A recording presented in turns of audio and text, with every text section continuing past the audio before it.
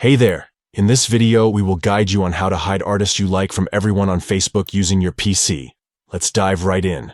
Step 1. Open Facebook. Step 2.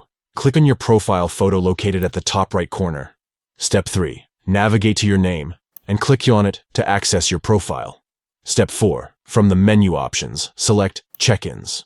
Step 5. Scroll down until you find the section titled Music and click on the 3 dots icon next to it. Step 6. Choose Edit Privacy from the available options. Step 7. Next to Like, click on the button. Step 8. Select Only Me to ensure your privacy. Step 9. Don't forget to click on Save to save your changes. Step 10. Finally, click on Close to exit the settings. And voila! You have successfully hidden the artists you like from everyone on Facebook. Enjoy your privacy. Remember, it's important to have control over your personal information.